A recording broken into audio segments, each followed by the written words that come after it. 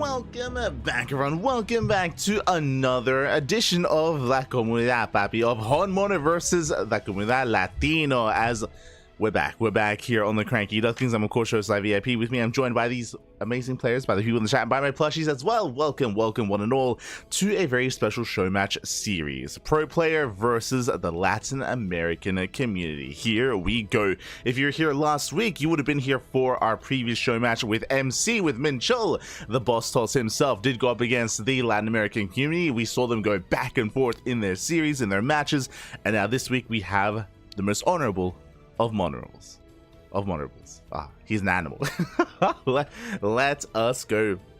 So we do have that all these Terran matchups here ahead of us, and we have a lot to get into. Oh boy, as we do switch our scenes over and have a look at the upcoming matches. Now, as a reminder, the format and the way this show match works is that we have HonMonO, as you can see here, up against a plethora of players. Going to be going up against Ninja, Draconics, Ryojin, and some 2v2 players as well. As a reminder, we in the previous edition of this event, we did have 3v1s as well. That is not the case here, not the case this time, unfortunately. It was a lot of fun to see Minchul go up against 3 other competitors. Here we have 2v1s instead. So we have 2v1s to end the night, and 1v1s at least in every single matchup here at Terran versus Protoss, Terran versus Terran, and Terran versus Zerg as well. Also, these matches are played in StarCraft Evolution, not SC2. It is a mod in SC2. For those who have maybe not tuned into this mod before, it is a mod that brings together Brood War and StarCraft 2 in one, in a sense here. Of course, StarCraft Evolution is very actively being patched. It is specifically balanced for Brood War versus SC2, and that's what we're going to be featuring here for you today. Let's go. Let us go. Shout out to the Latin American community, of course. Shout out to the not just Latin American community. Shout out to CranKy and all the other people working behind the scenes to make this event a reality. It's always a lot of fun, and there's also going to be a winners interview at the very end of the broadcast as well. So plenty to come. Plenty to arrive. Up first, we do have our TVP between HonMonO and Ninja. Let's go. Let's go. Game 1 is going to be on Monty Hall. So quickly just set things up here. Beautiful. And spawning in the top left-hand corner of Monty Hall, we have the blue Protoss player representing the Latin American community and Exeritus Esports. It is Ninja. And spawning in the bottom right-hand corner, we have the most honorable of monorables, the South Korean Terran player, the Red Terran living in the land of Japan, representing Team Hyper 1. It is HonMonO. Of course, we just featured HonMonO in a best of 5 show match versus 3 Point, went all the way to the ace match, and HonMonO did take the series in the end, did cheese the hell out of 3 Point. I do recommend the VODs, again, that was featured during the Duckling Showdown a couple of days ago on New Year's Eve, and now we're here with these best of 1 matchups. Here we go. And again, welcome one and all to Monty Hall. For those that are curious, for those who have not embraced this map before, and it's possible that Ninja might not have, Monty Hall is a pseudo island map. What I mean by that, as you can see here, we do not have any expansions, or we don't have any direct path here out onto the map. You're walled in. You're walled in with these mineral patches, so you have to mine through the minerals yourself, or your opponent has to mine through the minerals as well to scout you. So that is going to be a big differential here. So again, kind of a pseudo island map, as all the other bases are blocked off. We can see HonMonO does mine through towards this southern expansion, and again, the gold mineral patch specifically is only 1 mineral, so you can mine through that gold mineral patch and 1 worker can squeeze through. Lings cannot, Marines cannot, workers can. But that's also why I say that it looks like potentially Ninja is a little bit less familiar, because he has yet to mine through that patch. He's mining through the gold minerals instead, taking a lot longer to get through.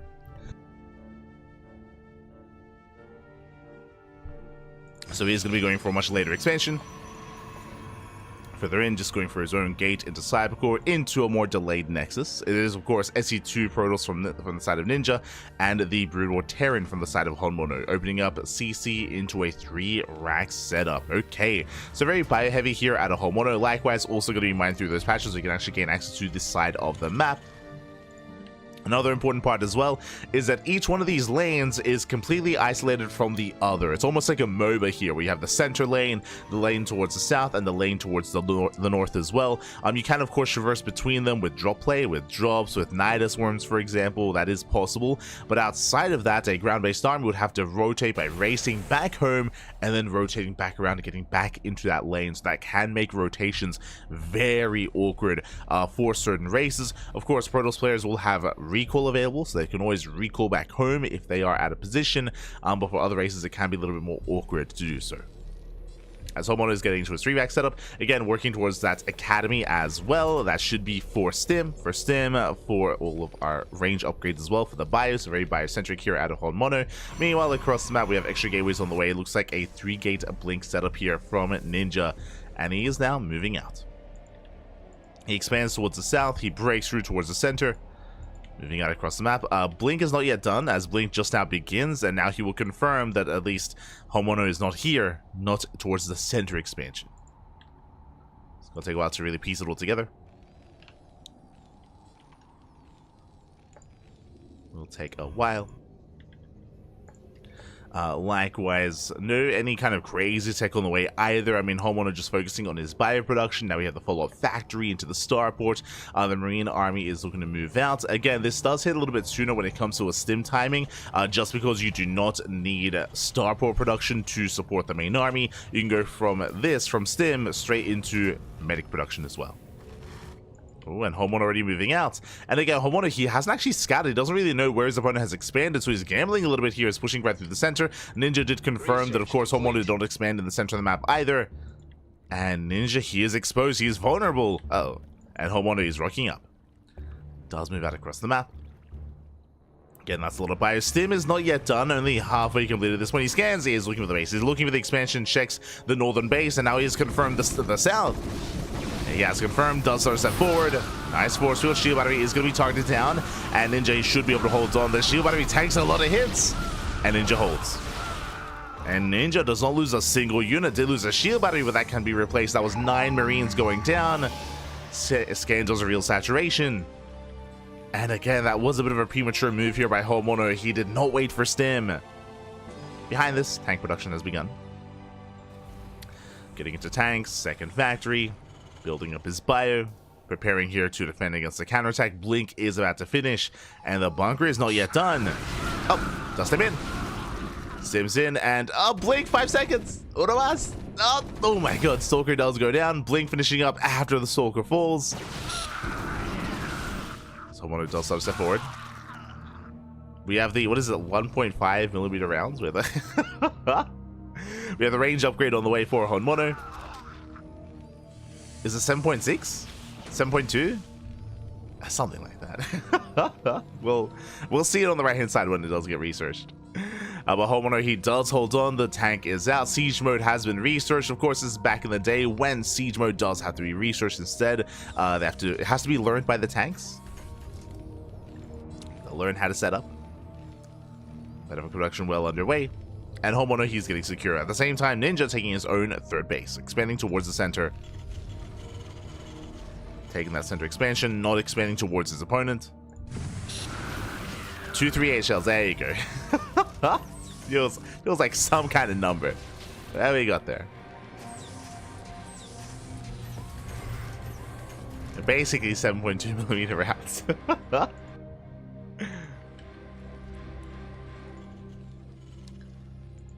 As HonMonO, he will slowly break out. We have splash damage on the way forward. Ninja working on the bait, working on Colossus production. Ninja is building up. HonMonO, he moves out. Oh! Tank boy is going up, catching a Stalker. SP goes here by HonMonO. He does push towards his opponents. Something that HonMonO does enjoy doing in this matchup is, or specifically on this map, is not to mine through these patches, but push forward and expand here towards his opponent. Enki is confirming that there was a patch. Of course, again, StarCraft Evolution is a game mode that is being actively patched. True. So base is on the way. On location. And then from here, HonMonO, he can take the bottom left-hand expansion as well. and even the northern base. Just all pushing towards the Protoss player. And again, we'll see if Ninja can hold on. For the time being, force the Kai back. Colossus has arrived. He does have to engage. Can he catch the army on siege? Up the tank! Tank is going to be targeted down. Bio army gets caught out. And Ninja, he will take this fight. Yeah, he cleans up every single tank. The tanks are going down. The bio as well at the same time. Drop on the right-hand side. The tank drop even. A very expensive drop, I will say. And does Ninja recall? Well, not quite. HonMonO, he unsieges. He backs up at the same time. Ninja going for a counterattack. And can he deny the third? Again, for the time being, he's unaware of it. He doesn't know. Doesn't know that this has been taken. Nice positioning here out of HonMonO. Does get behind the mineral line. 10 probes going down. And Ninja's going for the kill, going for the natural. He does not spot the third. Otherwise, he could have denied. Nice force fields. Colossus goes down. SCVs as well. They get locked in, at least for a moment. Oh, the Observer. Observer does rally into the turret. Does survive. Tank does siege. Still no mining here from the third. Ideally, we want to try to come in from behind. Ninja blinking forward. Does get one tank, and gets the other as well. Yeah, no on siege in time. The reinforcements arrive a little bit too late. They will punish the Stalkers, though. 3 Stalkers go down, getting a 4th Stalker as well. As Ninja now can resaturate his third base. But alas, he was not aware of the third of his opponents. He could have denied this. As Ninja, he backs up. HonMonO gets away with the expansion. Ninja is still unaware. Oh, he's checking though. He's going to be checking. It does rock up, does get eyes on the base. HonMonO, now he has gathered an army though. That's 4 tanks. Jesus. 4 tanks pushing in. Ninja, he can't fight this head on. Has to back up. Yo, the flares.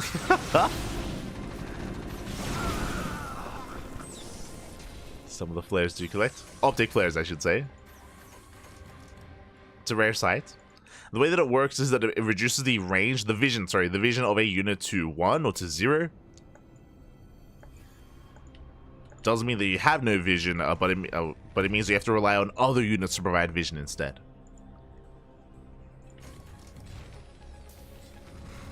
And with that HonMonO, he gets away with the third. Does get away with it. Lockdown has been researched. Ghost production has begun. Well, I mean, we already have 4 ghosts ready.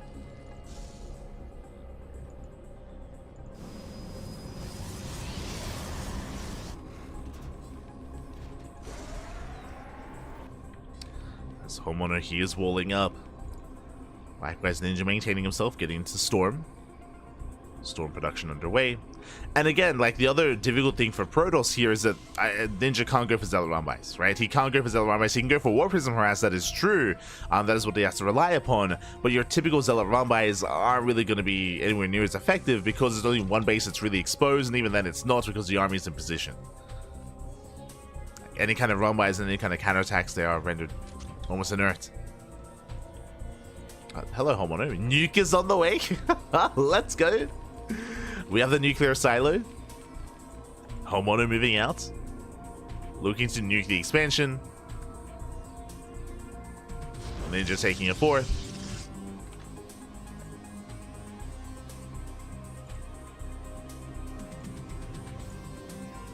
Here we go.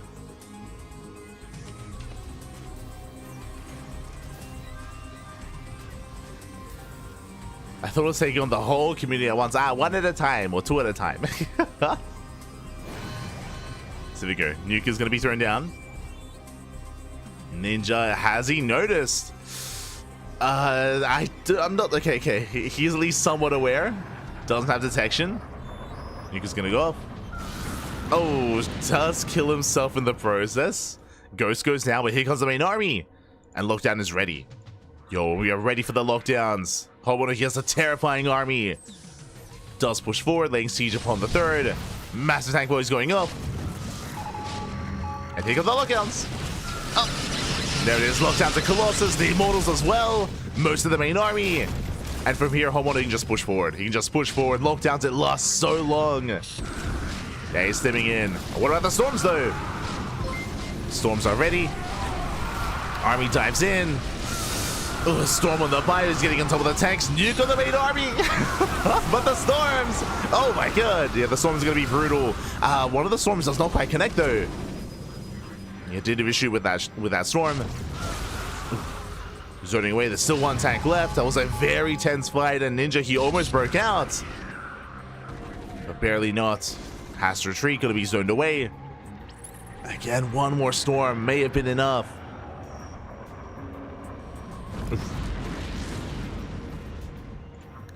As HonMonO maintains his position, maintains his ghost army as well. There's one storm left, at least currently.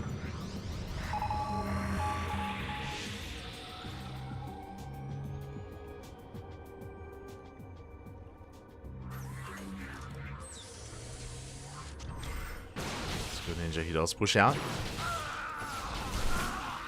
Does break out, forcing HonMonO back. Likewise, double jump towards the center base.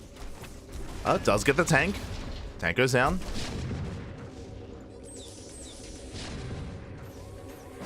Ninja does attempt to counterattack at the same time, though. Ninja out of position. Does he recall? Oh, he tries to commit. A bit of an awkward attack. A lockdown on the Stalkers. Let's go. Either DTs to defend. Dark Templar, they do enough. The Colossus have arrived. Ninja holds.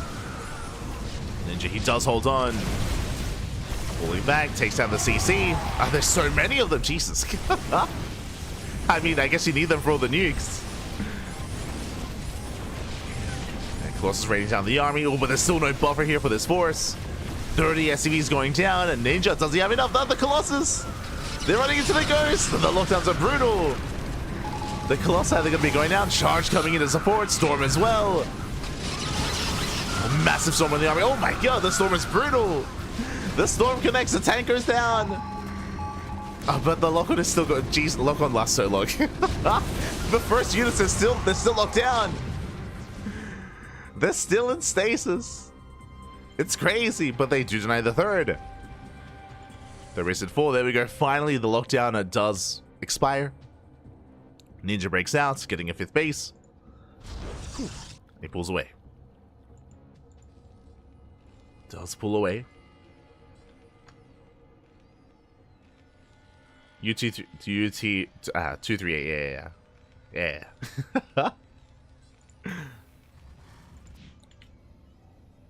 As the nuke harass continues. Nuke popping off, HonMonO still recovering. Ninja, he's been fighting well. But does he notice? He does. Does notice in time, pulls away.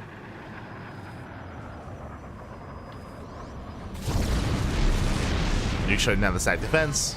Going for another nuke on the base itself. The observer has arrived. And I did not realize this, but the Colossus, they can actually traverse over the cliffs. Oh my god, that's crazy. I didn't realize, but okay. I guess Protoss has at least some maneuverability here on this map. The more you know. I did not see this kind of unit interaction before, but okay. They can traverse over the cliff faces. Let's go. You know, HonMonO going for a double drop on the right-hand side. Is there a recall? It does stem in. And Ninja, he evacuates the 5th. There's the recall on the main army. Pilots go down. Oh no! No! The recall's the probes! No! Not like this! There was no recall to save anything. The base is going to go down. That's a brutal mistake from Ninja. Oh no. Oh no. The base is going to fall, and Ninja, he has a massive army. What I will say is that he is up in army supply. He has Mass Disruptor, Storm, Colossus, has all the splash damage. And can he break the siege line? I mean, most of the tanks are unsieged. Ninja, he can try to break through.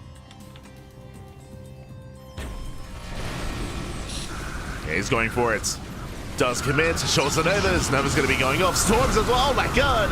The bio army is going to crumble. What about the tanks? Well, the tanks, they do hold on. Not enough zealots. Not enough zealots here. Not enough to get on top of the tanks. Most of the bio does fall, and that's going to be entire base going down. Nuke behind the army. Uh-oh. And does Ninja notice? Does he notice? Double draw across the map. DTs to defend. Okay, he does. He does notice, does pull away. Nuke does not connect. Very well placed nuke is what I will say from HonMonO. As SCVs are going down. But again, Ninja still cannot push into that tank line. Locks down on a disruptor. That is how many? That's 12 tanks. It's a lot of tanks. Ooh, drop gets cleaned up. Ninja, he defends. Another lockdown. Tanks are slowly pushing forward. I say slowly, unsieges everything. Oh my god. Does Ninja notice? Not quite. Yeah, he's gonna get caught out. Optic flares. Yeah, stems in. Ninja is gonna be shut down. They say, "Get the hell out of here."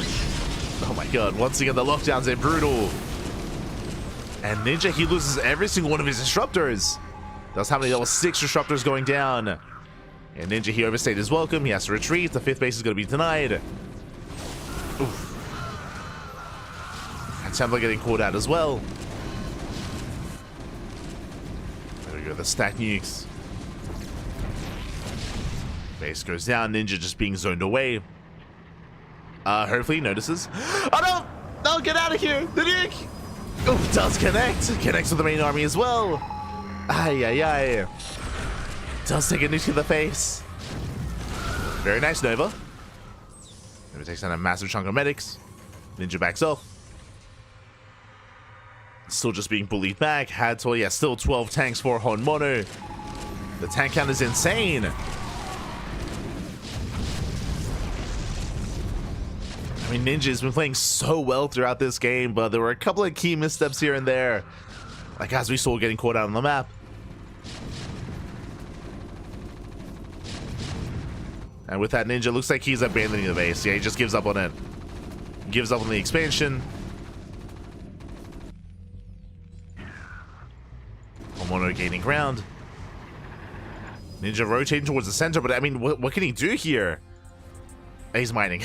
He's gonna try to mass mine through the center mineral patches. Bold move.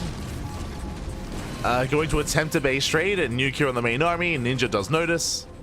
Thankfully does, for the most part, pull away. Oh, I think the nuke is still gonna graze the army though.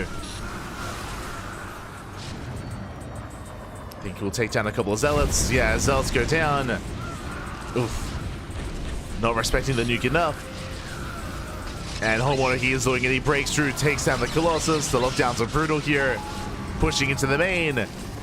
And Ninja is going for the base trade. But it's too late. I mean, HonMonO is already in the main. Already pushing in, already has more expansions. And again, Ninja, I feel like this was his game to lose. Which is impressive, by the way. Like, I was favoring HonMonO coming into this. And Ninja did not look bad at all. Yeah, he's forced to recall. He's racing back home. He realizes that he can't do anything here.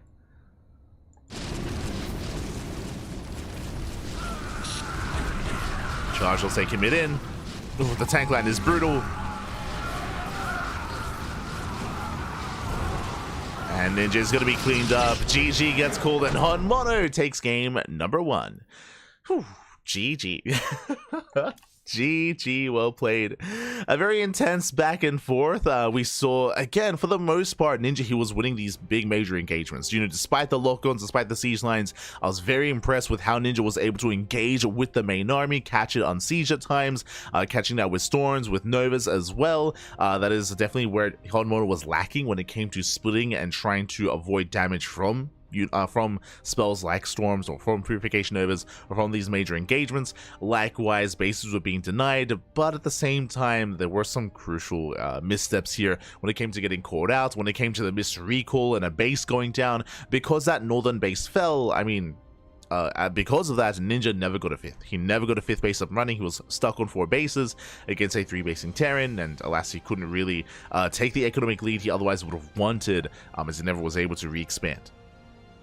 Never did re-expand, never did re-establish his bases. Likewise, as we mentioned, one of the big features of Monty Hall is the fact that it strips away the ability to counterattack. Outside of course, War Prism harass or big warp-ins across the map, you can't really harass outside of setting up ahead of time by mining through those mineral patches. You could argue that maybe Ninja should have tried to set that up ahead of time. Unfortunately, was kind of forced into this all-in position. And GG. GG, well played. HonMonO does take game number 1, and now we're getting ready for our next matchup here. We're going to be jumping into a TVT between HonMonO and Ducklings. Let's go. Let us go.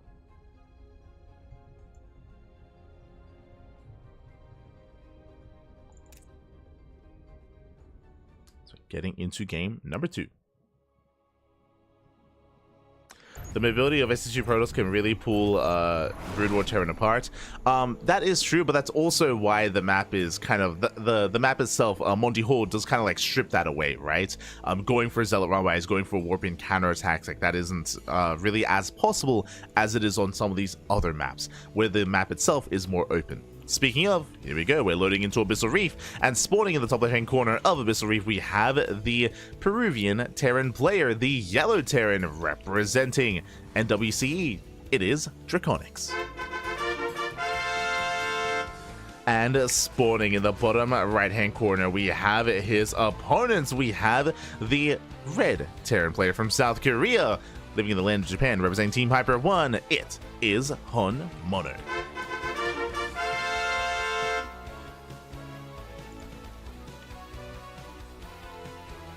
We go.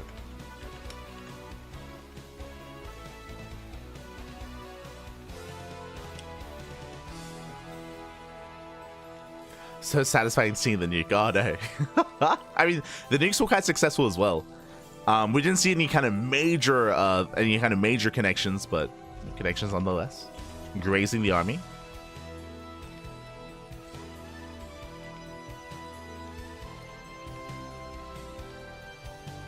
As we're settling in, big shout to Blaker Drews in the chat. Oh my god, baby god. I apologize. I don't think I noticed the alerts in game, so I do apologize. But shout out to Blaker Drews. Thank you so much for resubscribing for 16 months. Gracias, baby, gracias. Thank you so much. Thank you.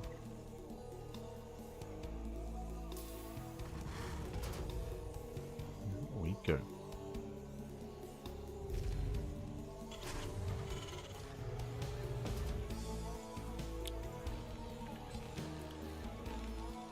The CranKy Duckling duo as a custom SE Evo casters. Oh no.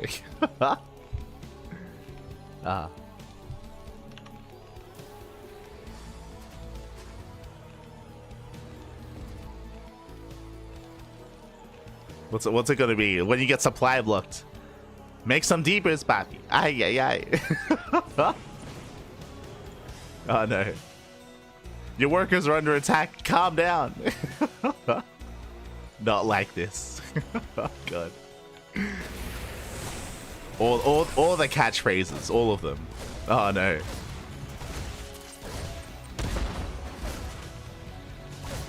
You need more minerals, you're an animal.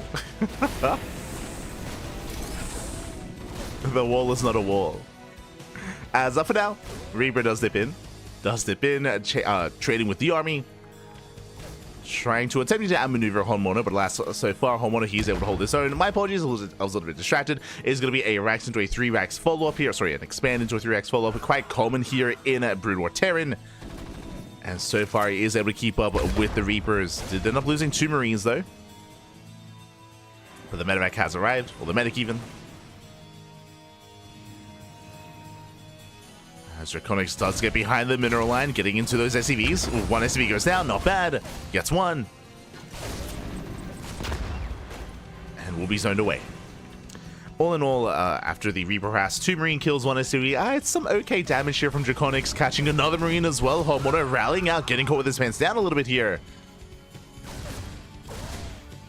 Losing another SCV.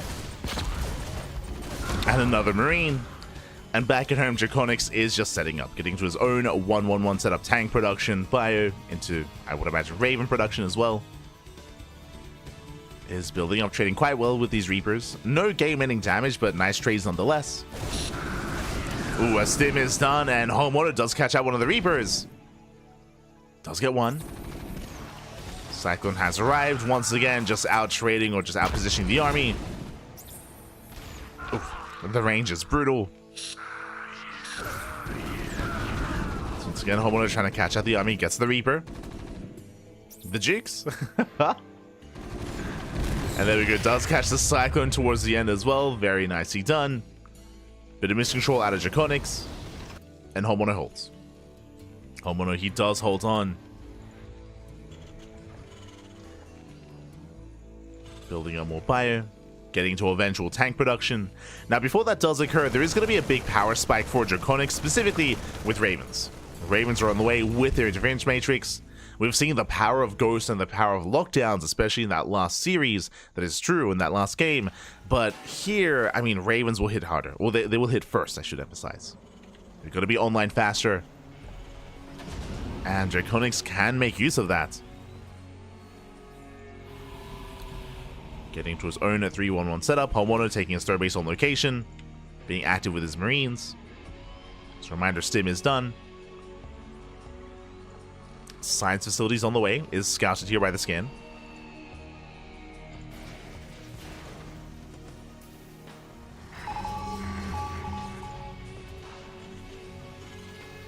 Perfect. Oh no. Este for sure. Este for sure. ¿Qué tal? ¿Cómo estás? Bienvenidos.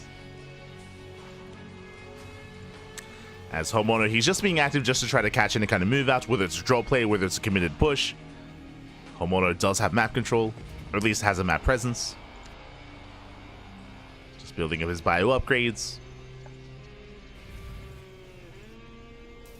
Likewise, Draconics, he does attempt to move out. He does spot the army. Ready to roll out. Rotates around, going to go the long way around instead, just avoiding HonMonO. It's a risky maneuver. At the same time, he is vulnerable back at home, but HonMonO has no idea. And Draconics, he does sneak out. Does sneak out across the map. HonMonO spreading out his Marines to catch any kind of drop play.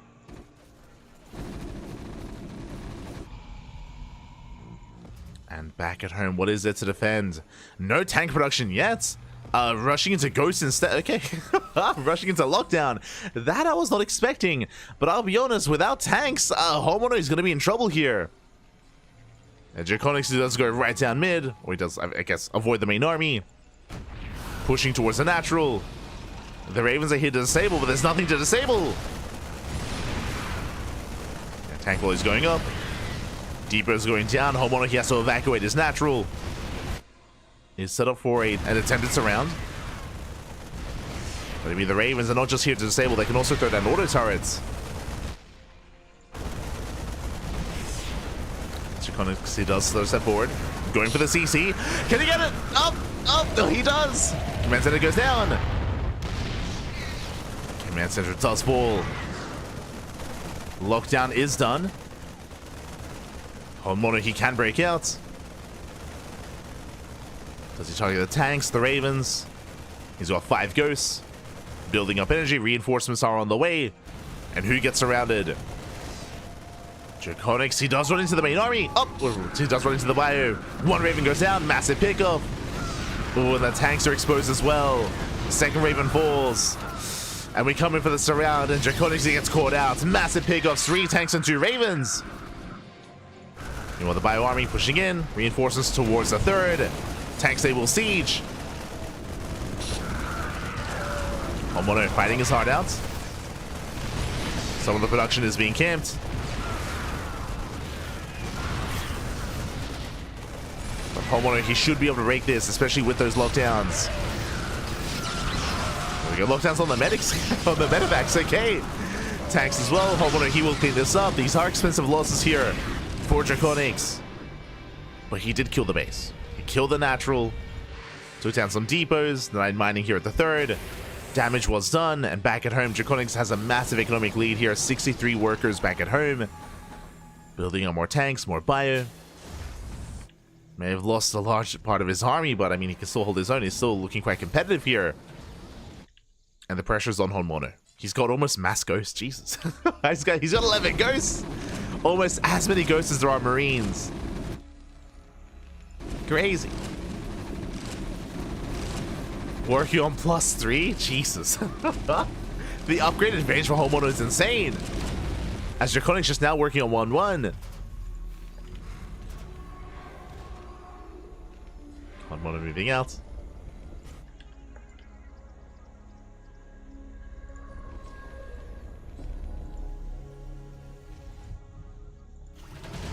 Re-expanding. Now landing his new natural. Does move out.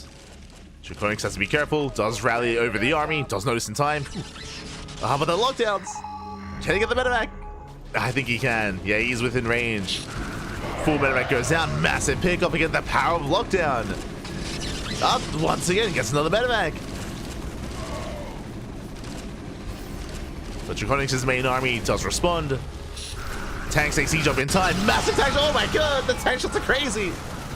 And Hoffler goes do fall. Draconics, he stims in. Might be down in upgrades, but he will overwhelm the army. Takes down the ghost, takes down the bio. One ghost survives. Again, HonMonO, he face check into a tank line. It was crazy. The tanks did pop off. Again, I'm still a little bit surprised that HonMonO himself just is avoiding tank production entirely. Just purely bio. Marines, medics, and ghosts. I mean, he's had his moments. HonMonO taking his fourth on location. Draconics coming in to deny it. Coming in with that triple drop. Will force a cancel. Ooh, that was a kill. 400 minerals down the drain. Draconics rallying across the map. I mean, he has momentum on his side.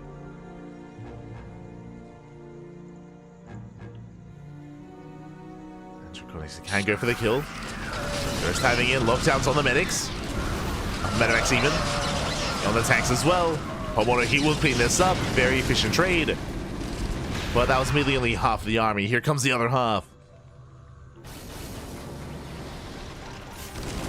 And there are no lock-ons left. There's maybe one. Oh my god. High energy ghost goes down.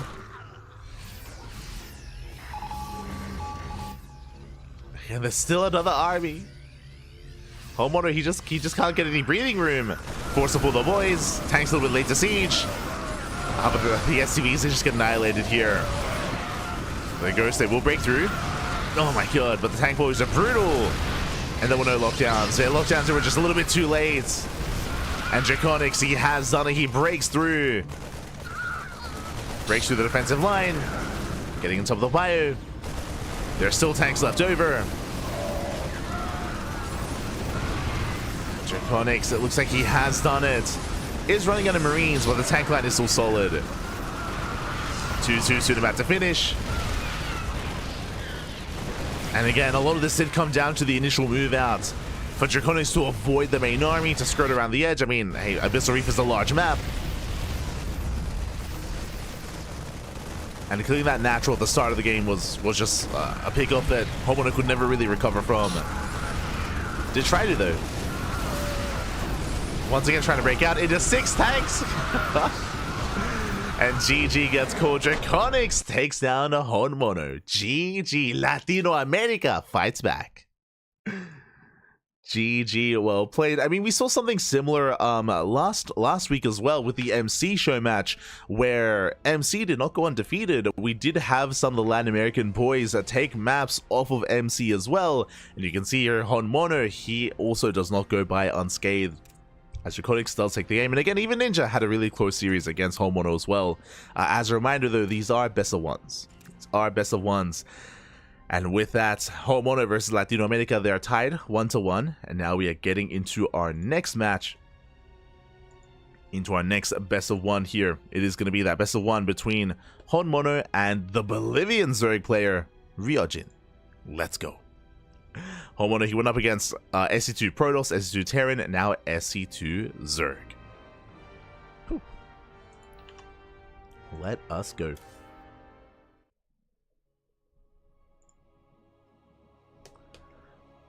Your name's getting rep. I mean, Draconics has been around for a long time.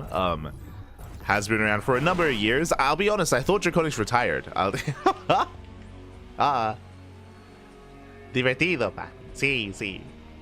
But here we go, we're getting into our next game, and spawning in the bottom right hand corner of Sylphid, we have the Bolivian Zerg player, the Blue Zerg representing Infernales Esports. It is Ryojin. And spawning in the bottom left hand corner, we have the South Korean Terran player, the Red Terran representing Team Hyper 1, living in the land of Japan. It is HonMonO. we go. As welcome one and all to a 3-player spawn map. You can spawn in bottom left, bottom right, or the top center of the map as well. So proxying, being aggressive early on here on Sylphid can be quite a gamble, to say the least. Ryojin is going to be opening up hatch first. HonMonO, likewise, CC first as well. And there are corners that you can cut because of the 3-player spawn, feature of this map. It can be quite, well, you don't really expect your opponent to proxy or to go for a 12 pool or to go for early aggression, so you can cut corners like this. So CC first out of HonMonO is more of an acceptable risk here. And for those of you that were here last week, Ryojin is one of the players that did take down MC. Of course, that was a different matchup. That was a ZVP, and Ryojin did link flood the hell out of MC. We'll see if he can do something similar to HonMonO. We shall see. As HonMonO CC first into, I would imagine, a 3 racks follow-up.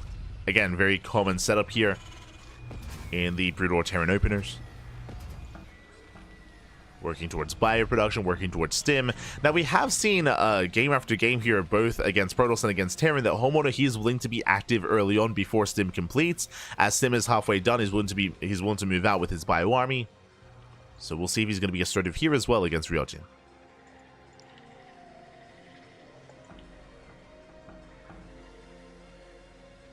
Knows a bit of Spanish? Yes.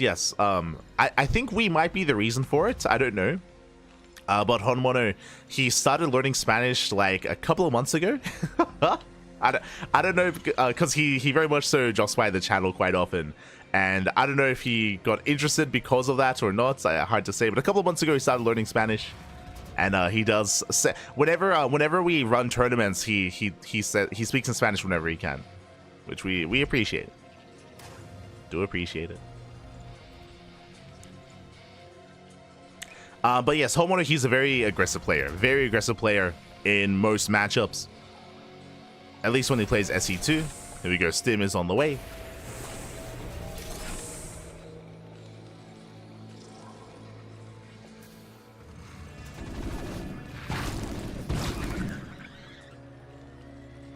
As HonMonO is building up, Ryojin is aware.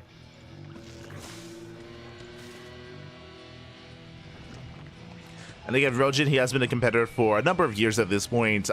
Never really reached the upper echelons of the Latin American scene. Like, when I think of the top Latin American Zerg players, I think of players like the Zerg Lord. I think of players like even before him.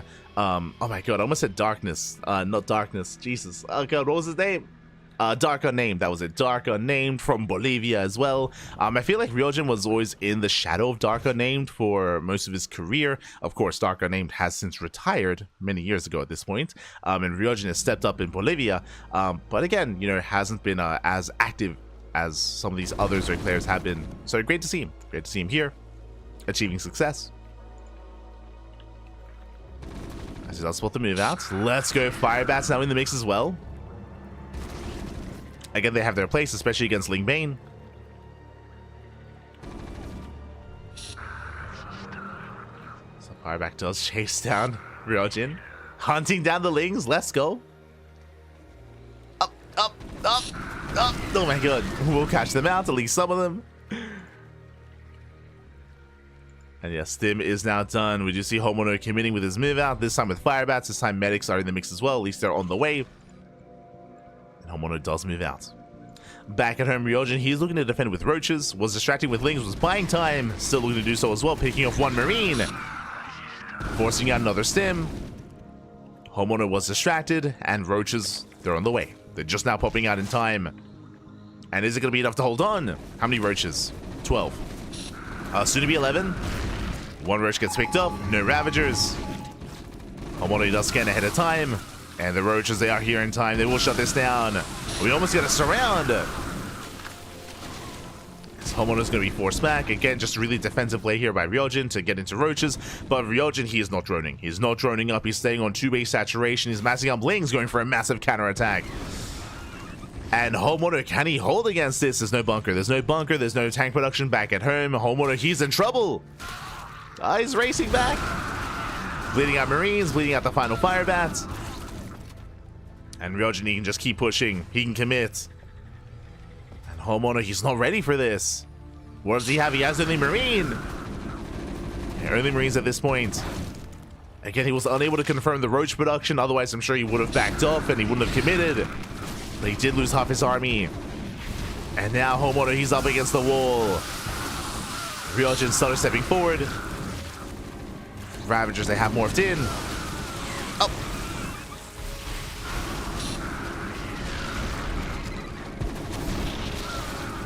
Just turning him away. HonMonO dancing with the army. And Ryojin is running out of reinforcements.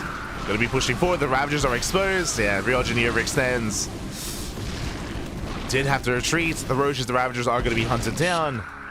Behind this, Ryojin, he wasn't droning. Just reinforcements were delayed. Potentially missing injects here, as Ryojin does have a bit of a bank. Yeah, so the macro did slip. Uh-oh. And Ryojin, he's in trouble. Suddenly Ryojin, he's in a lot of trouble here. Again, he wasn't quite injecting, he wasn't reproducing. And HonMonO going for a massive counterattack. Like, Ryojin, he almost had this. Casito, buddy, casito. Just now, Roaches have arrived, but the base is going to go down. There's no saving the third. The third base will fall. Ryojin trying to build back up.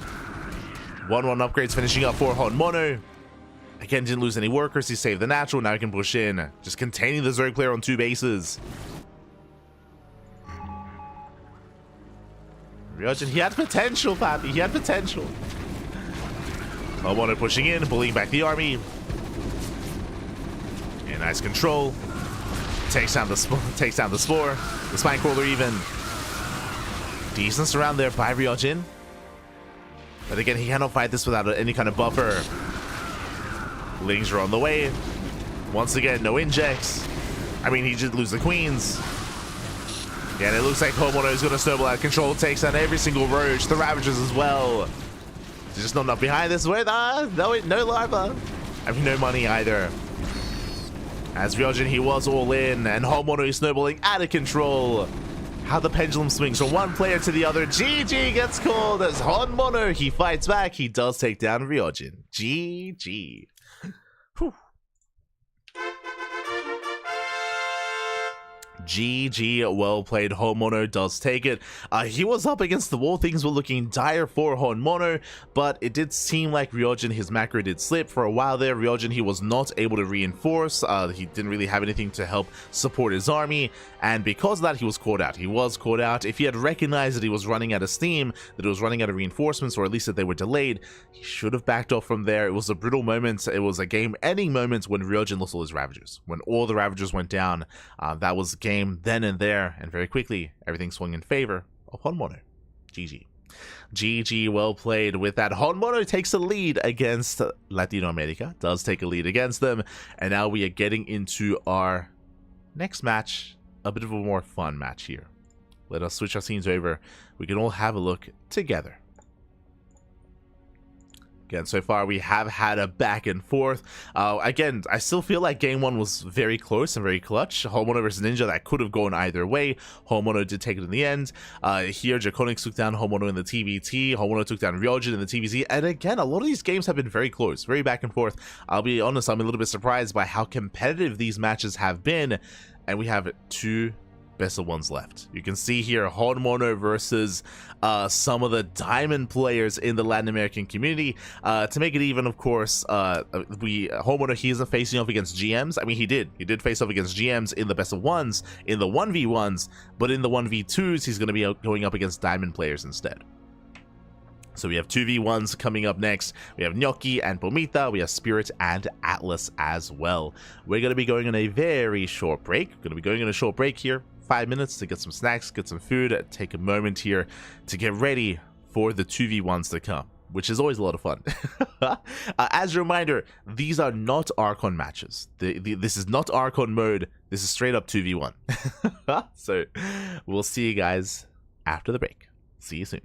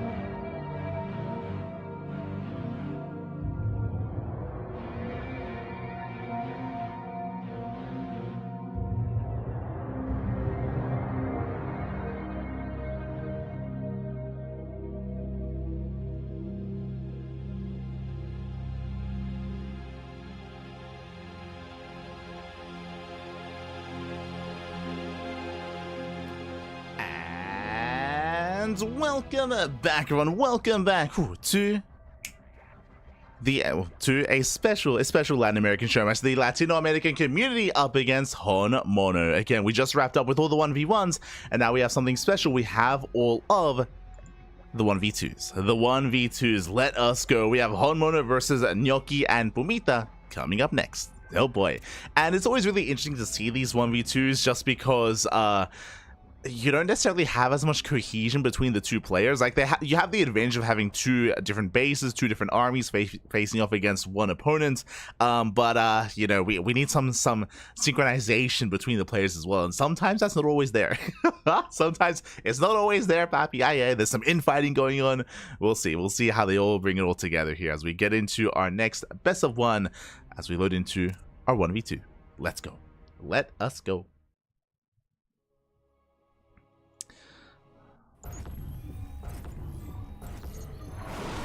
And spawning in the top left-hand corner. In the top left-hand corner, we have our duo. We have our orange Terran and our teal Protoss. It is Gnocchi and Pumita. And spawning in the bottom right-hand corner, we have their opponents. We have the South Korean Terran player, the red Terran, representing Team Hyper 1 on his own. It is HonMonO. Here we go, as we are going to be settling into our 1v2, and again, it is going to be HonMonO on his own up against two players. As I mentioned before, the 1v1s that we just casted, that we just featured, they are HonMonO up against GMs in the Latin American scene and Latin American community. Here in the 1v2s, to make it a little bit more fair, these are lower tier players around the level of Diamond instead. So we have our two Diamonds going to be facing off against HonMonO. So far, HonMonO going to be going CC first. And we'll see how both Gnocchi and Pumita do approach this. As I mentioned before, again, a lot of this will come down to how well they work together, to how they make use of their added APM as well. Something that you can do here in this kind of format, of course, is a multi-pronged aggression to try to pull and tax the attention of the defending singular player, but we'll see. Also, bearing in mind as well that to make things even, you can't really see it, but HonMonO does have two bases. So he has two bases mining currently, which is why he can afford something like a faster CC. Here he is, of course, benefiting from this command center as well. As he's throwing down his Raxes, getting to a 4-rack setup, double expanding as well. And this is where I would say that it's on both Pumita and Gnocchi to try to punish this. Again, HonMonO, he's going 4 CC into 5 racks. He has 0 units. There are 0 units to defend. This initial Reaper harass, for example, from Gnocchi can achieve a lot of damage. We do have a Zealot on the way. It's going to be a brutal Protoss here out of Bumita.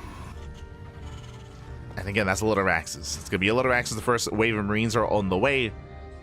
HonMonO just achieving so much here due to his 2 base economy, of course. And here we go. Gnocchi does move out. Home likewise is setting up. No early signs of aggression here. Looks like Bumita is going to be going into range or into Dragoon production. Range upgrade is on the way, getting his natural. Gnocchi is going to be delaying his own natural base, opening up double gas. Interesting. Double gas into a faster factory. Delayed CC. This I'm less certain of here when it comes to the confidence I have to be delaying an economy against a player that's going to be on a 4 base setup, which is crazy. And here we go, making 5 Marines at a time. Stim is on the way.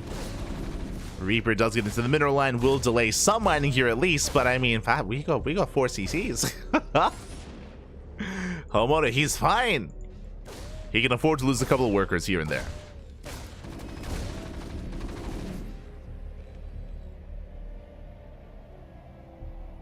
Can't afford that. So far, amassing on more Marines. And is now moving out. He's moving out across now. Stim is going to finish up by the time HonMonO gets across the map. And I'll be honest, I don't know if these two can survive. Because we're going to have a massive sea of terror and a sea of Marines moving out across the map. We're going to have, what, 4 Dragoons, maybe 5, maybe 6 Dragoons at most. There is going to be 1, soon to be 2 tanks. Gnocchi still on 1 base. Still on a 1 base setup. The tank has arrived, setting up here on the high ground. And we'll see if we can muster up the defense here together. Bunker also on the way. You see Bumita protecting the tank. Let's go. HonMonO has yet to pull the trigger. It looks like he's actually going to wait for his upgrades. I assumed he was going to be moving out with Stim, but we have, of course, range on the way for Marines. We have 1-1 as well. HonMonO, he may opt to just wait for these upgrades before he does commit. We'll see. We shall see.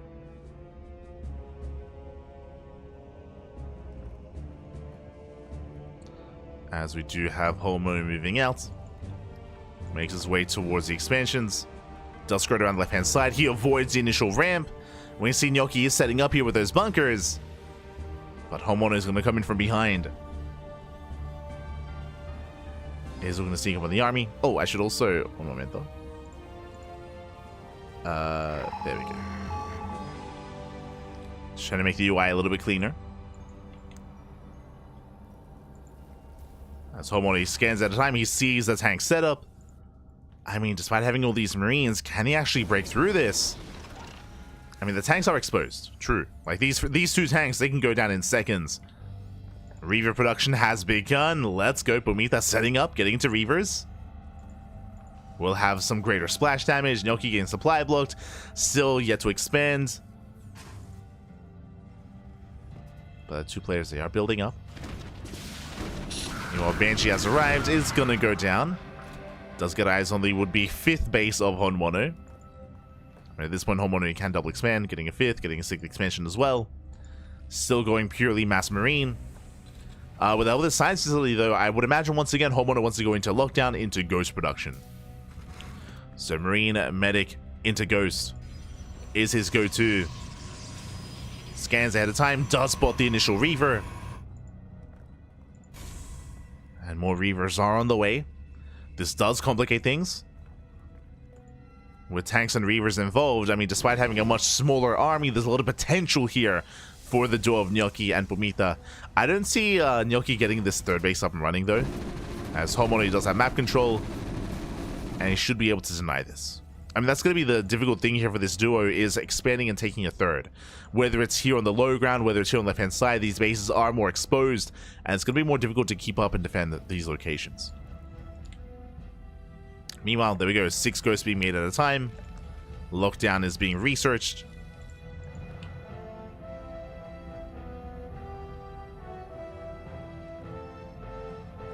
Here we go.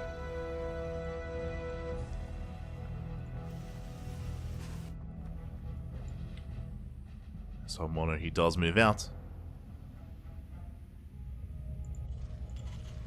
Getting another base. He's on a 6-base setup. The ghost will soon arrive, and lockdown is going to be ready.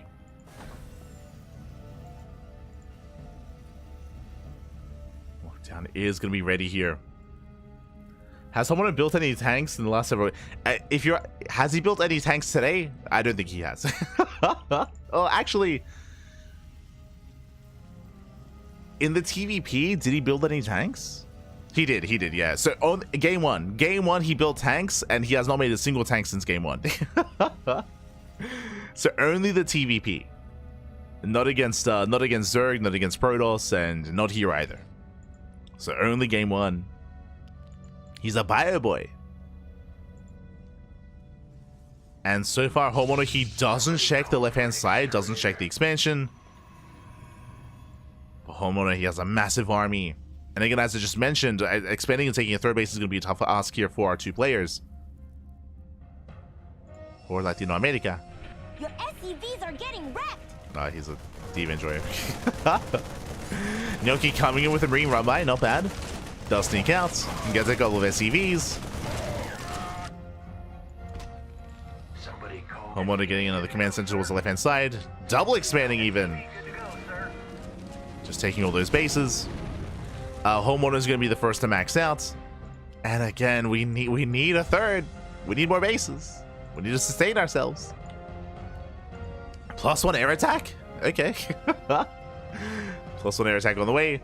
Oh, the Reavers are looking very exposed. As Gnocchi does split the main army. Oh, Raven goes down. He gets one, he gets two. Two Ravens do fall.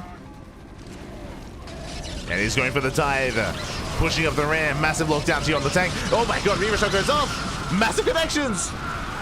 Yeah, shots are brutal. Reavers are coming in from behind. And can we hold? Bomita, the Protoss, he's carrying. We need the Reavers though.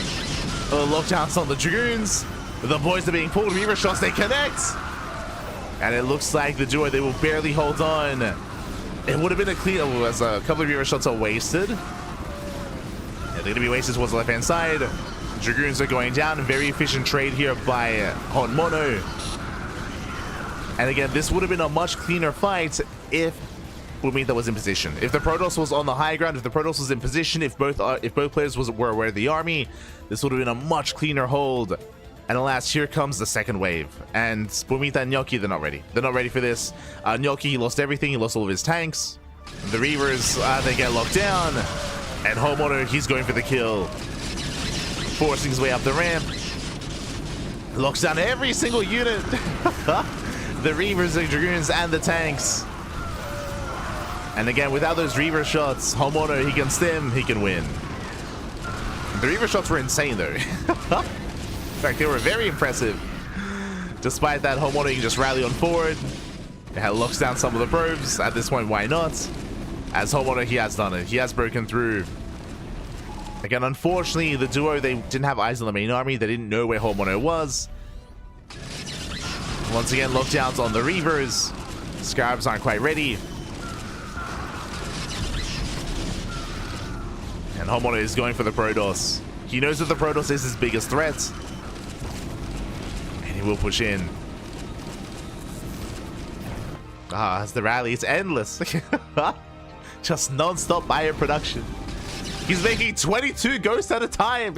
That's crazy. That's actually insane. 22 ghosts. Oh my god. Yo, I heard you like ghosts. Ah, no. I heard you were afraid of the paranormal. Ay, ay, ay. Yes. HonMonO, he's not normal. True, true. As the main base is going to go down for Bumita, and now we can rotate over towards the Terran, towards Gnocchi. Gnocchi is just rallying in. How many ghosts does he have? 54! 54 ghosts! 55! Crazy! Soon to be 70! As the army does start to step forward. Lockdowns on the SCVs. And GG gets called. With that, HonMonO takes down his first duo. GG. GG, well played. HonMonO does take down Gnocchi and Bomita. Not bad, but now he's up against a different duo entirely. And again, when it came to the main engagement, there was potential for the duo of Protoss and Terran, 100%. We saw how brutal those Reaver shots were. Like, so much of the bio just crumbled before the Reavers. It was just unfortunate that, one, Bomita was out on the map, so he wasn't at home to help in the defense. Two, that Gnocchi got caught unsieged. If you remember, Gnocchi was in the middle of moving out, and he lost 2 Ravens before the fight began. He lost 2 Ravens, he lost a bunch of tanks out in the open as well. He had to race back to the ramp. So again, both players were caught out by HonMonO. They didn't know where he was, they didn't know where he was coming from. So GG. GG, well played. HonMonO does take it, and now we're getting ready for another duo to step into the ring. It's going to be a Terran and a Zerg this time, Spirit and Atlas. Let's go. Is going to be the final match of the night. Is going to be that final match as we load into Crimson Research Lab. And spawning in the top left-hand corner of Crimson Research Lab, we have the duo themselves. We have the yellow Zerg player, I believe the SC2 Zerg and the SC2 Teal Terran. We have Spirit and Atlas. Latin America. And spawning in the bottom right-hand corner, we have the man of the hour himself. We have the South Korean Terran player, the Pink Terran, representing Team Hyper 1. It is HonMonO. Oh, he's telling them. Telling them he's gonna cheese it out, papi. Ay, ay, ay. Spirit saying he will as well. Okay, let's go. Let us go. As the initial SV is moving out for an expansion. Okay, HonMonO. He is not proxying. He is going for a fast third base. He is rushing into his third. And we're pulling the boys. Let's go. Wait, does he? Wait, no, of course, no, that's HonMonO. Oh, sorry, my apologies. HonMonO. He expands back and he does pull the boys. Likewise, workers have to be pulled, and we should see a defense here from both Atlas and from Spirit. I mean, they have double the worker count, so they should be okay. But again, as a reminder, throughout all of this, HonMonO is expanding. HonMonO is expanding, he's throwing down Raxes, he is macroing behind this, he has a 1-base economy. And he's delaying a lot of mining time. So SVs are thrown away.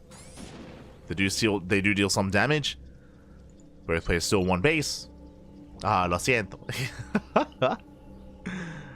As HonMonO does turn back around. And again, from here, who do I favor coming into this? I mean, HonMonO still has a decent economy. But now it's a little bit more even in the sense where everyone has a 1-base economy at this point. As HonMonO lost all of his SCVs. Our allies are being You can see here 0 workers mining from that natural.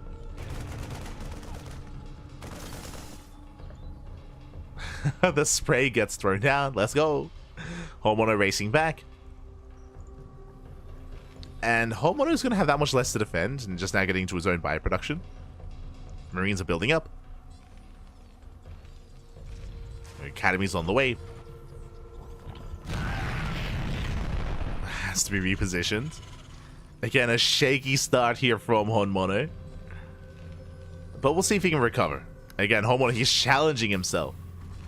I mean, we saw how well you can just snowball out of control in the last game, especially with how greedy you can be when you start off with a 2-base economy. So this time, HonMonO hindering himself. Is going to be Roach play here out of Atlas. Very early Roach Warren. Ooh, this doesn't feel too efficient here. Like, Atlas doesn't really have the best economy to sustain Roach production on 2 bases. So this does feel very early out of Atlas. Likewise, Spirit is also still in 1 base, just now going for a Rax into Factory, into Expansion. Delayed CC here from Spirit. So I would imagine part of this is because how disrupted the opener was. Because there was so much lost mining time, our 2 players here are quite uncomfortable, and they're just now trying to get into the 2-base economies. And HonMonO is going to be the first to settle in. You can see here HonMonO, he has 32 SCVs, and both Atlas and Spirits, they have what, 20 between them, or 40 together. Also, what I find really interesting here, HonMonO, if he wanted to, like he was previously, he could make SCVs. He isn't. He isn't making any SCVs here out of this CC, out of this command center. So again, HonMonO, he's intentionally kind of hindering himself here. Like having a proper 1v2, where he doesn't benefit from an extra expansion early on.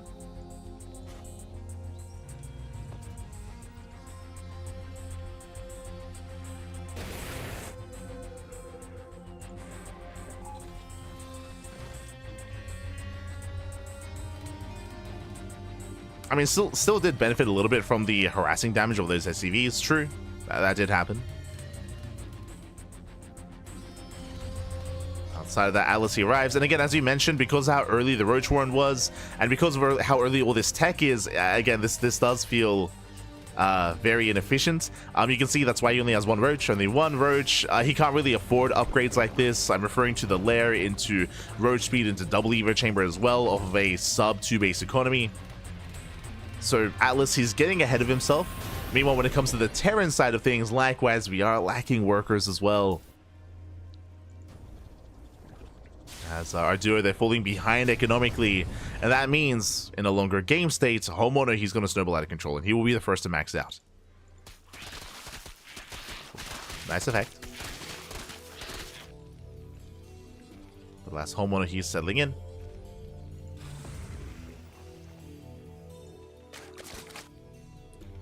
Building up the fast Hydroden here out of Atlas, and again, still under 2 base saturation, so we're just getting ahead of ourselves here from the start of Atlas. Meanwhile, we do see Spirit going for a third CC, so trying to make use of his own economy, trying to catch back up himself.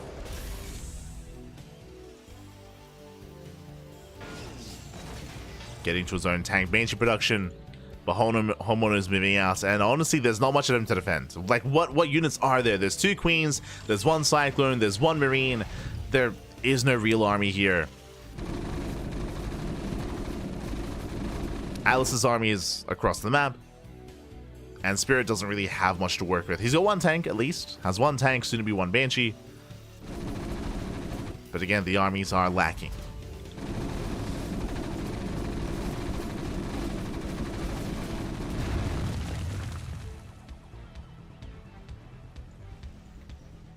HonMonO is still setting up.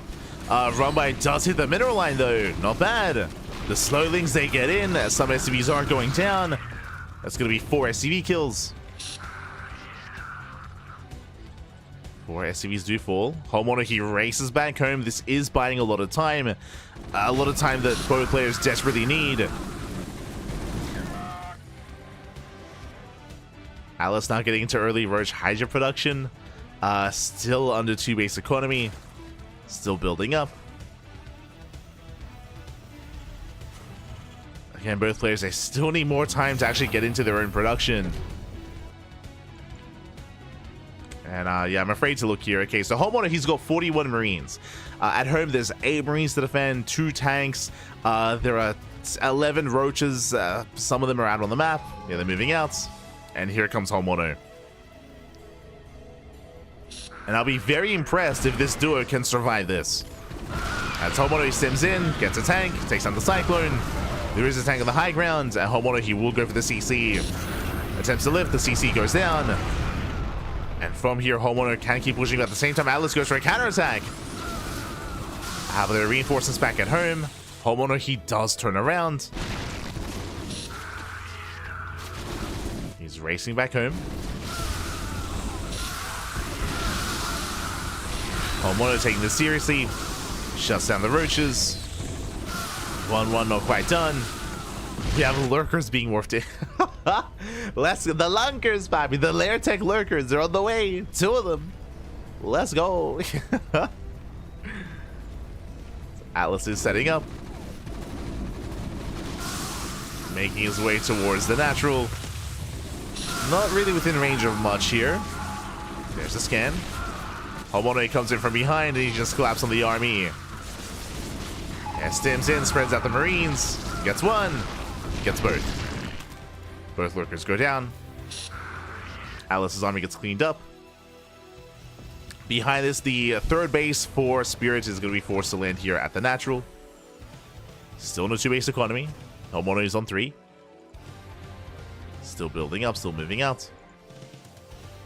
Now Spirit, his tank count is slowly building up. He's got 2 tanks. Now he has a decent amount of bio. Stim is almost done for Spirit.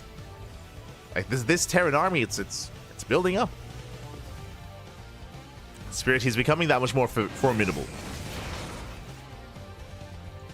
And if both these armies work together, I can see a world where both Spirit and Atlas can actually fight this and win. But they have to, again, come together as one here. The tanks, the lurkers. You can see Atlas taking a ninja base. Let's go. Ninja base on the way. As HonMonO's main army gets spotted, you can see Atlas responding as well. Both armies they rotate. Of course, HonMonO, he did spot this with the scan, is aware.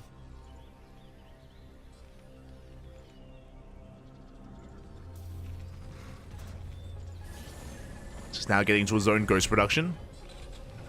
The ghosts are building up back at home. Let's go Spirit going for his own drop. HonMonO, he is ready for this though. More than ready. I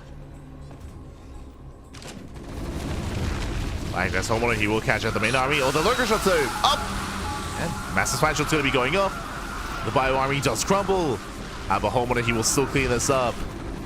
Takes down the lurkers. Ninja base not quite getting saturated. I mean, I'll be honest, I don't think there was a reason to get a ninja base. We could have just taken a third. Like, HonMonO hasn't really been active here on the left-hand side, so I feel like these bases are quite free. And this just makes it that much more difficult to actually saturate and send workers over here. And we can see HonMonO still just committed to only using his facilities.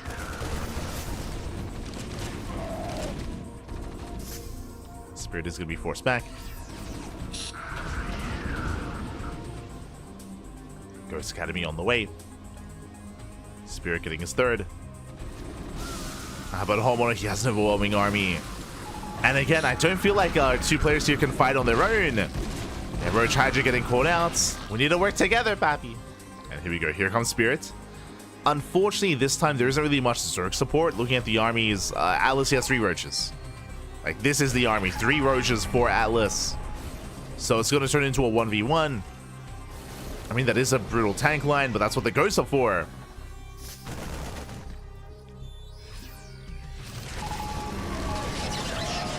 Lockdown on the medevac. HonMonO will snipe. Lurker production has begun. We have 2 more lurkers on the way. So Atlas, he can assist in the next fight in some way. No! He goes to lockdowns. There's no scan! No scan. Brutal lockdown on almost every single tank. Here comes the scan. The ghosts get caught out. Ooh, was that worth it for HonMonO? But there's only 1 tank that's left sieged. HonMonO stims in, and now there are 2 lurkers, and wow, they hold. HonMonO being too cheeky here. HonMonO is going to get shut down. I mean, the lockdowns, it was a crazy move. It wasn't quite worth it in the end. Oh, move command. Bit of a misrally here from HonMonO. Gets caught out. Oh, the doer, they're holding. Let's go. Does the dude move out? HonMonO, he does spot the move. He wants the tanks, and he's going to get them. Dust them in. He gets 1. Gets 2. The army, a bit of, don't quite have as much unison here. Spirit turns back around, and Atlas commits. Atlas, he commits to the counterattack. HonMonO pushing in, catching more reinforcements. Atlas moving in towards that natural, heavily oversaturated, 30 SCVs. And HonMonO, does he turn back around? He's thinking about it. Actually rotating over towards the 3rd base of the Terran. HonMonO getting supply blocks. Meanwhile, Spirit completely out of position. Planetary's under fire. The boys are being pulled to repair. Zerg army gets forced back. And the Planetary is barely holding on. Does survive. He holds. All the EMPs. The counter EMP.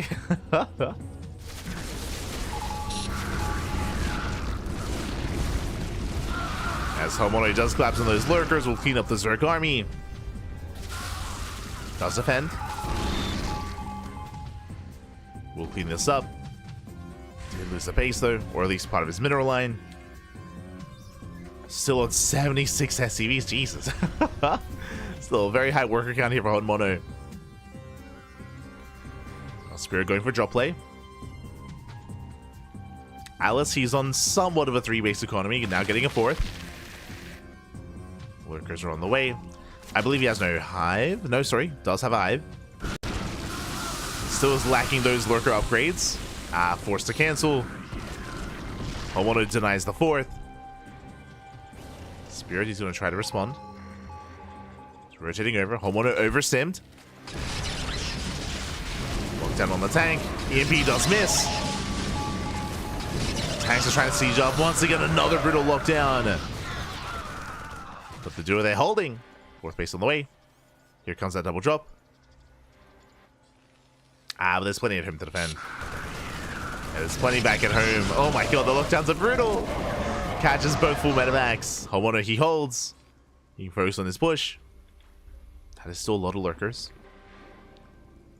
A lot of lurkers have morphed in. Again, unfortunately, no lurker upgrades. They're still yet to be researched. As HonMonO, he rotates. Rallying everything across the map. And once again, Alice going for the backstab. And this time, there's nothing at home. Nice EMP. But there's still so many ghosts. Yeah, lockdowns are brutal. HonMonO is pushing in, takes down 2 of the tanks, going for the planetary.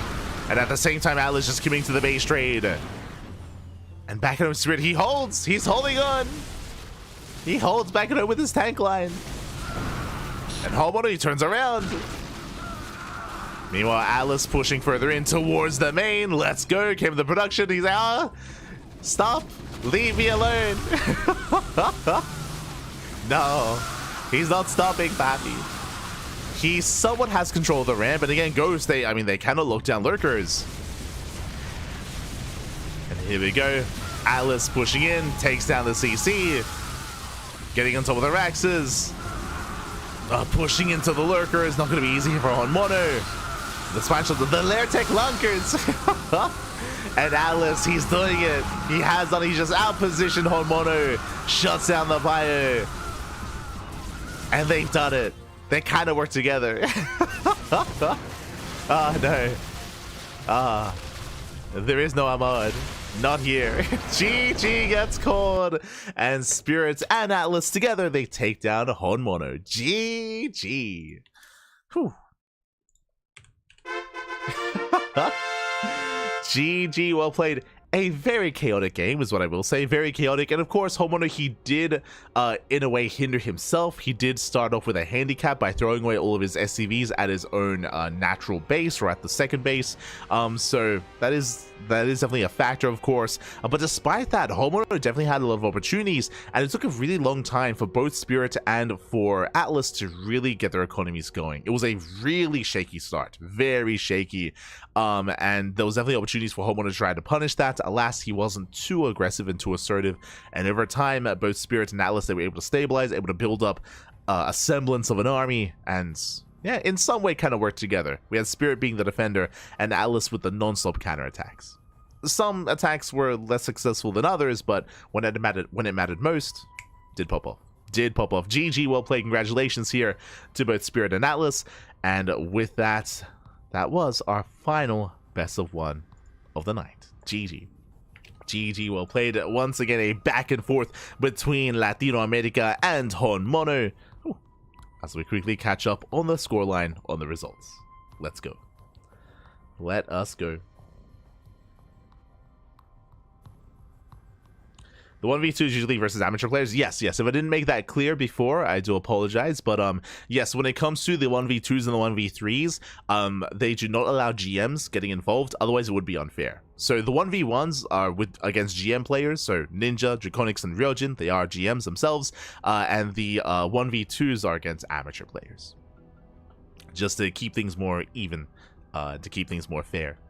But regardless, GG well played. And again, a lot of these 1v1s were very close as well. I do recommend the VODs. I do recommend tuning into HonMonO versus Ninja and HonMonO versus Ryojin. There's a world out there where all 3 Latin American players win their games. 100%. There's a world out there where that happens. Shout out to Ducklings, of course, for taking down HonMonO in that best of 1. And HonMonO, of course, he fought back against Ninja, against Ryojin. Again, very close, very clutch games. And of course, they take down both Gnocchi and Pomita. Meanwhile, Spirit and Atlas took down HonMonO at the end of the night. GG. With a 3-2 scoreline, technically HonMonO does take down Latinoamerica. GG.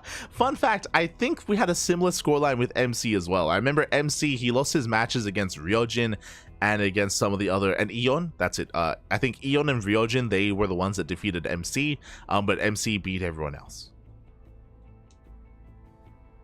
Did beat everyone else. Here we go.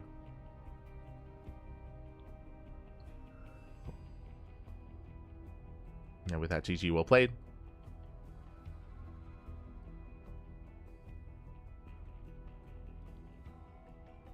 HonMonO's GM, yeah, HonMonO, he's a pro player. Is a pro player, and which is why it's HonMonO versus everyone else. We've already featured Dark, already featured Björn, so we've had Dark, we've had Björn, Su before he retired, HonMonO, and MC. So 5. We've had 5 of these so far, featuring again Dark, Björn, Su, MC, and HonMonO. Typically, a Korean pro goes up against the community of Latinoamerica. GG well played. And before we wrap up, we have an interview. We have a small cheeky interview. It was always a lot of fun hearing from MC last week or last time. With that interview, just hearing his perspective on things, especially considering that MC is a retired, legend of the scene. So it was really cool to hear his perspective. Now we have HonMonO, who's more of a modern, more of a younger player. And yeah, we'll see what they ask him here. Of course, CranKy is conducting the interview himself, and we have our first question. So CranKy's first question here is, what do you think of StarCraft Evolution? Will it be an official event one day? What's your point of view? I think that's interesting just because HonMonO is very active when it comes to the StarCraft Evolution scene. I mean, he competes in StarCraft 2, that is true, but he also competes quite a lot in StarCraft Evolution as well, as opposed to MC, he only plays like in show matches here and there. Like, MC isn't really an active player, so his perspective was very different. But HonMonO, he's saying that he's not really sure. He's saying that he doesn't really know what the future of SC Evo is, that currently pro players don't really play StarCraft Evolution, which is true. The StarCraft Evolution player base, it is quite limited. It draws mainly from SE2. I don't think it really draws from the Brood War scene. I think the Brood War players, they play Brood War, and StarCraft Evolution draws mainly from StarCraft 2 players instead. And we did see some SE2 pros, of course, play in the championship, in the full championship of StarCraft Evolution. That is true. We had Spirit, we had Skilless, we had Classic, we had Dark, of course, as well as Shin and many others. But again, they only did compete in StarCraft Evolution. They in the championship, I should say. They don't really partake in the bi-weekly tournaments, in the more regular events. I mean, I say that out of all of them, Classic and Shin, they seemed like the most devoted or the most interested out of the Korean pros. But that's only 2, right? That's only 2 of them, and there's not really as much growth coming or as much interest coming from the other StarCraft 2 pro players.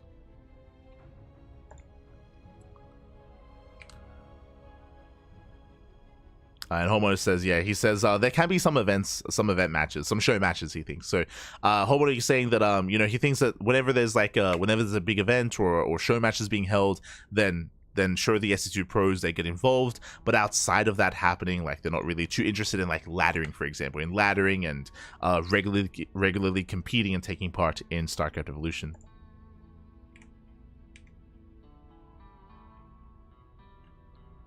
Just catching up.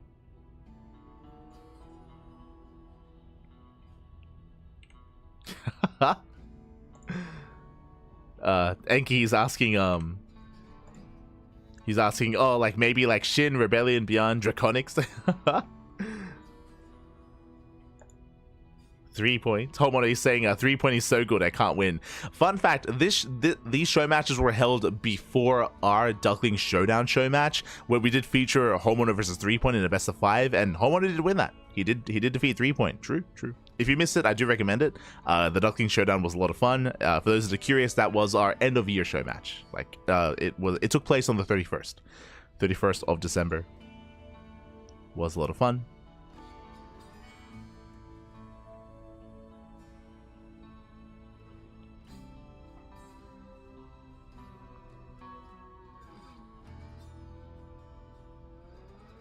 Let's see what question next here from Enki. And again, Enki is the organizer that's able to kind of bring all these players together.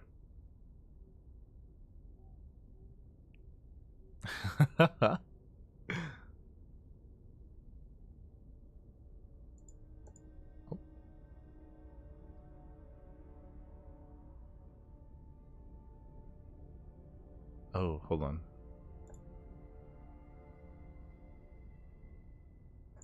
Oh, John. I just realized I'm not actually getting the full interview. But I think they're asking about the dynamic between SC2 and Brood War. Hold on. Jesus. Ads are playing.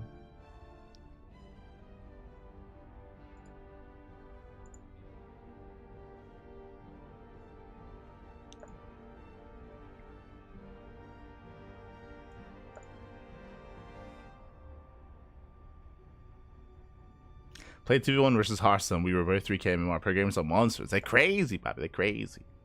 True.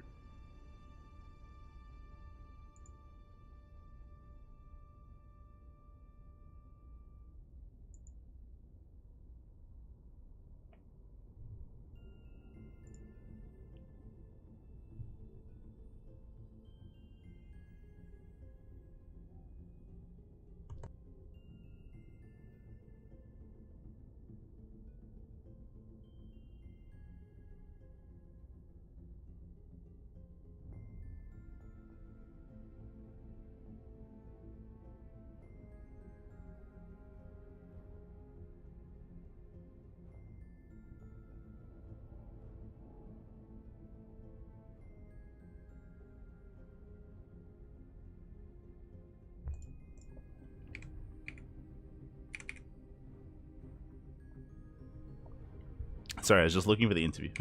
And just checking Enki's VOD, because Enki, he was asking him the questions.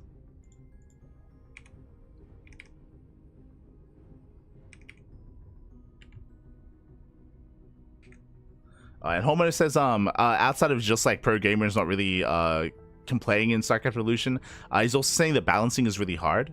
Which does make sense. For those that are curious, SC Evo is balanced in a way where they always oh, sorry, you can't see me. Where they always do, of course, focus on balancing Brood War versus SC2, and they do adjust the Brood War units.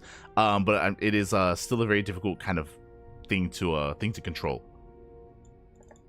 It's not easy balancing. Question number 2: which opponent would you like to face in an extended best of 7 show match? Oh, okay. In StarCraft Revolution. So best of 7 show match. Who would HonMonO want to play against?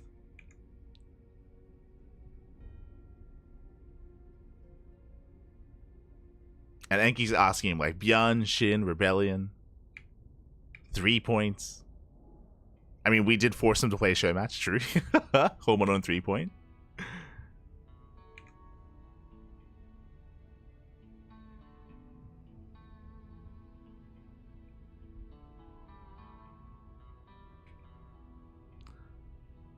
HonMonO, he's saying he doesn't really play a lot against Rebellion, so he'd like to play. Okay. So he says Rebellion. Rebellion, for those who don't know, is a Korean Protoss. He's a Korean Protoss player. Kind of like HonMonO, Rebellion, he competes a lot in SC2, and he competes in StarCraft Revolution as well. I think what I appreciate about Rebellion as a player in StarCraft Revolution is that he does come up with a lot of builds. I mean, I say that, like, Rebellion, Lunacy, there's another player that Farmy as well. Like, a lot of the Korean Protosses, they work together to, like, figure things out, which is a lot of fun. Okay, last question. What do you enjoy most when playing as Terran from Brood War? Nukes, lockdown, HonMonO, mass lockdown. I agree. HonMonO, he's like, mass lockdown, it's OP. True. So that's what HonMonO he enjoys the most, which I think we saw that in most of those games. Like, he was almost always going bio into Ghost, into mass lockdown.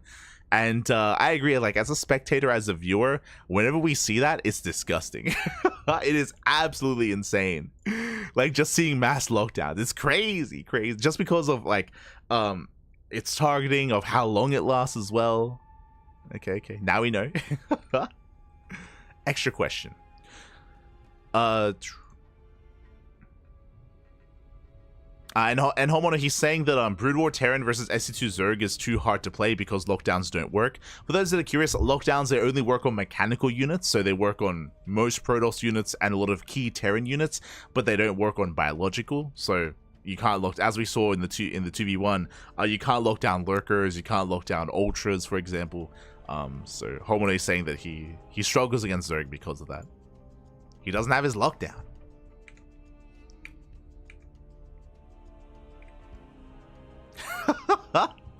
Anki's asking, do you enjoy speaking Spanish?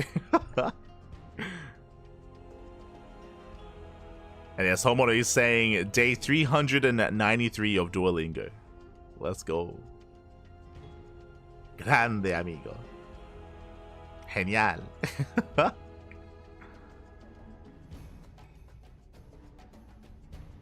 Okay. And that was the last question.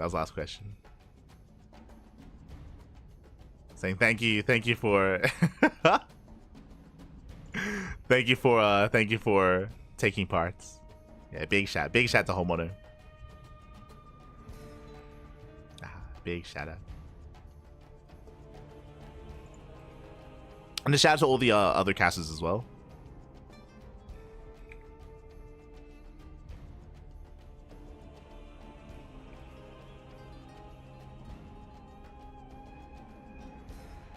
Okay. I think they're wrapping up. I don't know why. HonMonO, he's saying Bebo Leche. Why? I don't know why. Why is he saying that? HonMonO saying it's easy to pronounce. Bebo Leche. Okay. Fair enough. He drinks all the milk. Shaking my head. I wonder why. There's still more games? No, we just wrapped up. Just wrapped up all the games. Just like an end of series interview here with HonMonO.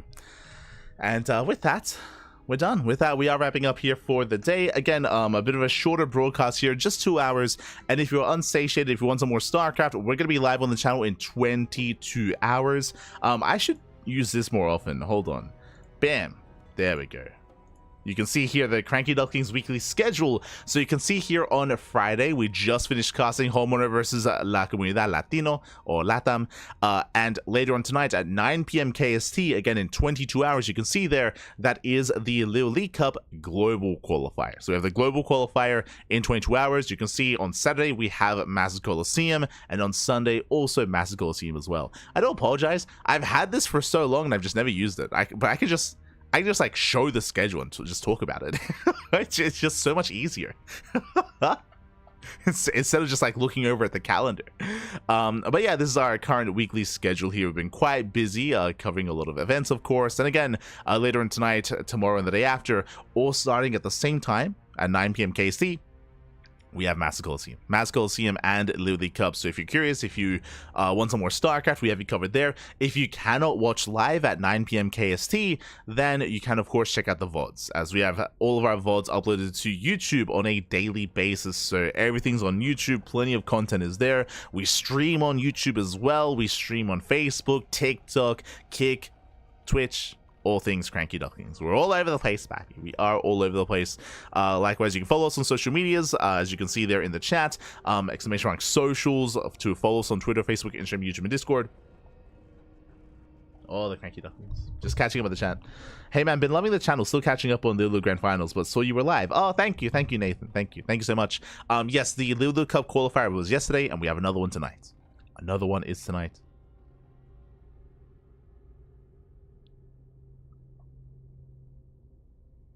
First game showed the starting with two base income was broken. My man was self-regulated. He did. Shout out to HonMonO. He did temper himself. It was very nice.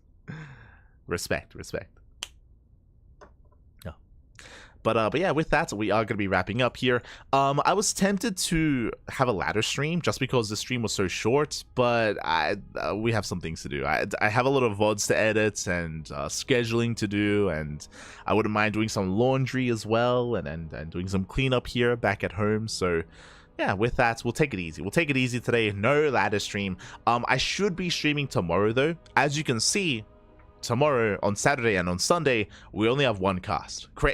Only one cast on the CranKy Duckling? Crazy. Like we're taking it easy. But because there's only one broadcast on Saturday and Sunday, it means that I will have time to ladder to stream on my personal channel. If you're curious, light_VIP on Twitch. I do stream whenever I have some time to. It can be quite difficult just because we do cast a lot and I do focus a lot on casting. Like more often than not, I'm willing to just forego streaming just so I can rest and just so I can sleep and just to make sure that I'm like energetic for the cast. I have definitely gone through the experience of like laddering before a cast, and it's not a good idea, especially because like I spend like it takes so much energy to ladder, and especially if the ladder session goes poorly, then you're smoging, then you're not like as upbeat, and then that influences the cast negatively. So I try not to ladder before a cast. I don't stream before a cast, or at least I try not to. But again, on Saturday and Sunday, I will have like a longer break in between, and yeah, we can ladder. We can stream, we can play some Spider-Man, play some Miles Morales. We'll see what we do. So yeah, look forward to that tomorrow and the day after over the weekend. Otherwise, thanks so much for watching. Thanks so much for the support. We'll see you guys next time. Laundry stream, true. True. Do it once you drink milk and eat apples. There you go. Oh, the tuna, the saba. Dong one. But yeah, with that, thanks for watching. Thanks for the support. We'll see you guys next time. We'll see you guys at 9 p.m. KST. Otherwise, we'll see you when we see you. Until then, hasta luego. Ciao, papi, ciao, hasta luego.